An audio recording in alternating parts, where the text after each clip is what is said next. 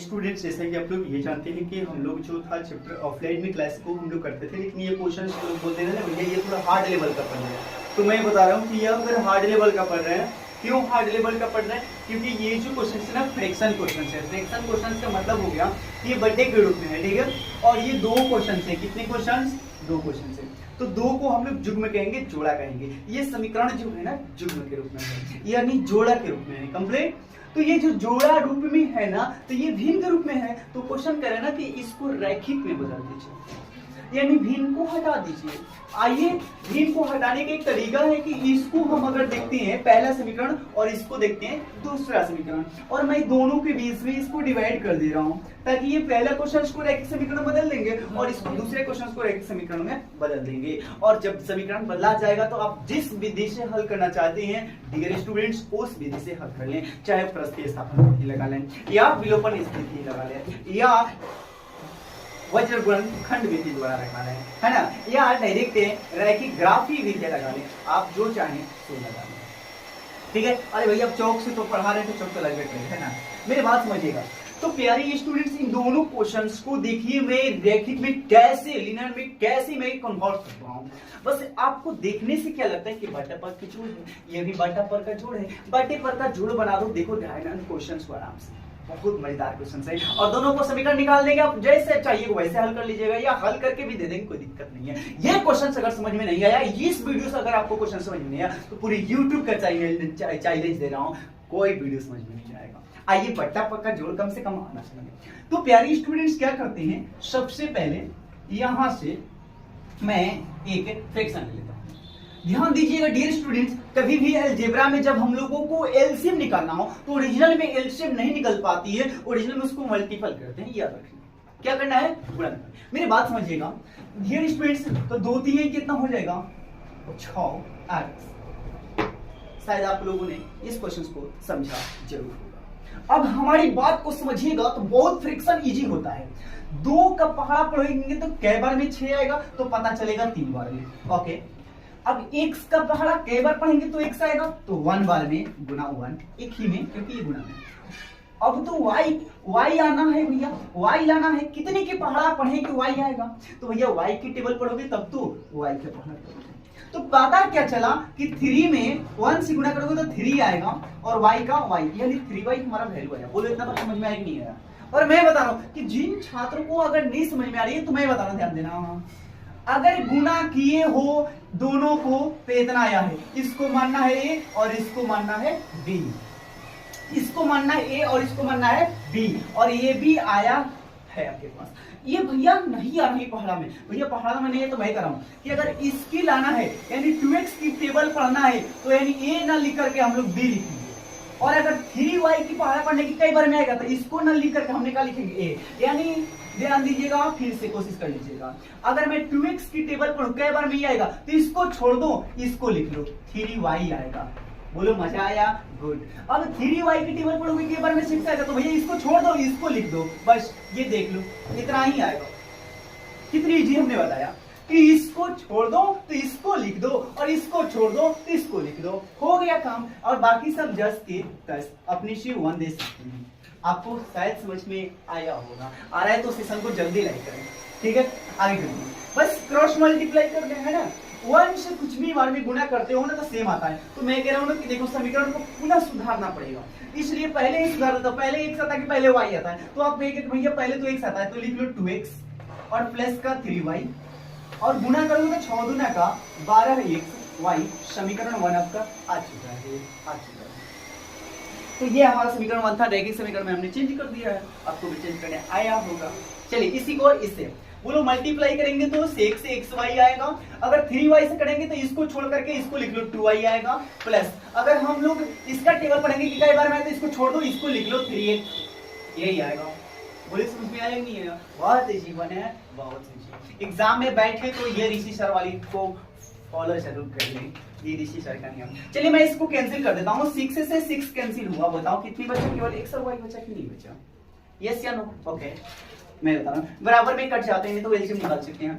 Good, इसका मतलब ये कट गया तो इसका मतलब 1 हुआ, और 1 में अगर हम मल्टीप्लाई करेंगे तो सेम यही आएगा, तो दैट सेम आएगा ना, तो पहले से ही क्वेश्चन सुधारना पड़ेगा, क्योंकि एक y है पहले तो x आता है, तो x वाला लिख लो ना भैया, 3x आ जाएंगे, प्लस का 2y आ जाएंगे, और बट्टा में तो कुछ x बट्टा y आ जाएंगे, और बराबर 13 बट्टा में क्या आ जाएंगे, 1 आ जाएंगे। बोलो किसको किसको समझ में आया? आप लोगों को समझ में आ रहा है? बहुत इजी था, बहुत इजी था, बस राइटिंग में कर लेनी है। दोनों क्वेश्चंस को हल करने तो सबको आता है, विलोपन विधि से प्रत्येक। बहुत गर्मी लग रही है भाई, बहुत गर्मी, समझ लो, कोशिश करें। तो मैं बता रहा हूँ, तीसरे तीसरी गुणा करोगे तो पता क्या चलेगा, तो 3x आएगा, प्लस का 2y आएगा, और 13 3 छोटू 39, x छूट गया है, x छूट गया, 13 3 39 x y। समीकरण हम लोग कितना मान ले इसको अगर एक वाला ही, अच्छा 2 इसको मान लेते हैं क्योंकि 1 से बना है, और ये 2 से बना है, तो इसको मान लेते हैं हम 3 से। तो प्यारे स्टूडेंट्स, फाइनल रैखिक समीकरण में हमने बदल दिया है। बहुत इजी क्वेश्चन था, एग्जाम में भी बैठे तो ऐसे हल कीजिएगा तो आपका टाइम समय भी बचेगा, ज्यादा पेज लंबा नहीं हो पाएगा, आराम से डिवाइड करके समीकरण 1 और समीकरण 2 लिख भी सकते हैं, समीकरण 1 से और समीकरण 2 से। मैं इस क्वेश्चन को क्या करता हूं, ध्यान दीजिएगा, हल करता हूं, आप लोगों को ध्यान दीजिएगा, विलोपन विधि से। बातें ना करो, छोड़ो, विलोपन विधि से हल कर रहा हूं, थोड़ा सा दोनों समीकरण को मैं लिख ले रहा हूं इकट्ठा, ठीक है, और बहुत इजी तरीके से हल हो जाएंगे। ध्यान दीजिएगा, ध्यान दीजिएगा। आइए, तो प्यारे स्टूडेंट्स, समीकरण 2 है और समीकरण 3 है, इसमें बड़ा कौन है तो पता चल रहा है कि बड़ा तो ये वाली है। तो मैं क्या कर रहा हूं कि समीकरण, यहां से समीकरण 3 में से माइनस कर रहा हूं। क्यों माइनस करूंगा, क्यों माइनस करूंगा, क्योंकि छोटू अगर हम माइनस करेंगे तभी तो चीज चेंजिंग होगा, तभी तो चेंजिंग होगा। तो समीकरण 3 और समीकरण, चाहे रुक जाओ, अभी छोड़ दो, क्योंकि अभी हल कर दोगे ना तो पता चलेगा समीकरण बराबर है कि नहीं है, कैसे कटेगा। ऐसी दिखाई दे रही बराबर समीकरण नहीं है, तो समीकरण को पहले उतार लो, यानी 3x प्लस का 2y बराबर का छोटू 39 x y, और इधर उतार लो तो 2x प्लस का 3y इज इक्वल टू का 12x y। ठीक है, ये समीकरण जो था वो 3 था, और ये समीकरण जो था वो छोटू क्या था, 4 था। बोलो आया समझ में नहीं आया? आया समझ में नहीं आ रहा? बहुत इजी था, बहुत इजी था, बस रैखिक समीकरण में बदल करके आप हल कर लीजिएगा। ठीक है, आइए मैं कर रहा हूँ इसको बराबर करने के लिए बस क्या करना चाहिए, ऊपर नीचे गुना कर दो, चाहे इसमें कर दो, इसमें कर दो, यानी 3 से गुना करना है तो यहाँ करना, इस समीकरण में 3 से गुना इसमें, और 2 से समीकरण इसमें, यानी पलट देना ना भाई, क्या दिमाग लगाते हो, पलट देना ना, चाहे यहाँ से पलटो या यहाँ से पलटो या यहाँ से पलटो, जो तुम्हारी मर्जी। तो मैं पलट रहा हूँ, इसको पलट दे या इसको पलट दे, आपकी मर्जी। मैं इसको पलट रहा हूँ, तो नीचे वाला 2 है तो ऊपर 2 लगा दो, और नीचे ऊपर वाला 3 है तो नीचे 3 लगा दो, हमारा काम खत्म। समीकरण और तैयार होंगे। क्यों तैयार होंगे? क्योंकि समीकरण बराबर नहीं था तो समीकरण 2 तो एक्स्ट्रा आ जाएंगे। ठीक है, ऐसे तो वही था, ऐसे तो वही है, बस चलो। और फिर क्या करेंगे, चलिए भैया इसको करते हैं, हम लोग गुना कर लेते हैं, तो क्या आ जाएगा, 3 दूनी का 6x प्लस 2 दूनी का 4y, और 39 दूनी कितना आ जाएगा, छोटू कोई बताएगा? 39। अच्छा, यहाँ 39 था कि 13 था? कितना था? 13 था ना? कितना था? 13 ना? चलिए हो गया। तो छोटू हमारा देखो 13 दूनी कितना हो जाएगा, 26x, 26x हो जाएगा। हल्ला ना करो जी, इसमें गुणा करेंगे तो 3 दूनी का 6x प्लस 3 का 9y, ठीक है, और बराबर हो जाएगा छोटू 12 या 36, 36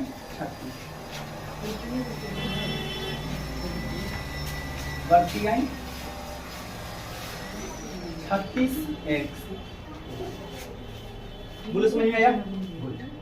अब क्या करेंगे, समीकरण को घटा दो, घटाने पर क्या करने पर छोड़ो, घटाने पर बताओ, घट जाएगा तो बताओ, ये चेंजिंग और ये चेंजिंग, ये कैंसिल हो जाएंगे कि नहीं हो जाएंगे? इसमें कितना बचेगा भैया, माइनस की 5y, और ये कितना बचेंगे भैया,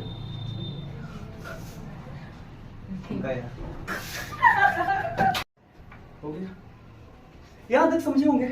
उसके बाद मेरी बात समझो, समीकरण को हमने क्या किया था, वहां तक निकाल दिया था, फिर निकाल करके हमने यहां तक लगाया, बस समीकरण को बराबर करने आपको आना चाहिए प्यारे स्टूडेंट्स, बराबर कर देंगे ताकि हमारा ये कट जाएगा। अब ये बराबर जब आ गए समीकरण, देखो गुणा करके 3 दूना का 24, 2 दूनी का 4, 13 दूनी का 36, 3 से दूनी का 6 और 3 का 9, इतना।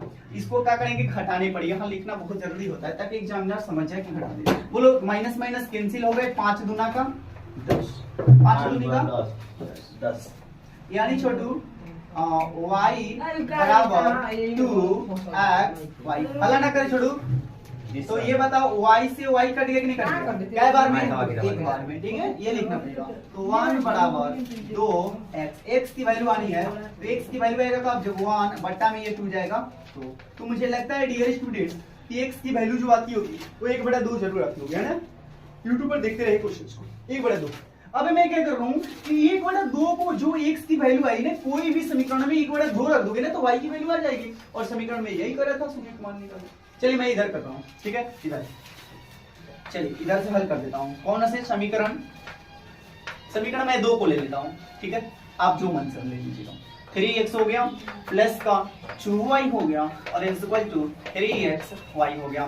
मैं भर दे रहा हूँ x का मान 1/2, यानी 3 गुना 1/2 plus 2y is equal to 3 गुना 1/2 गुना y।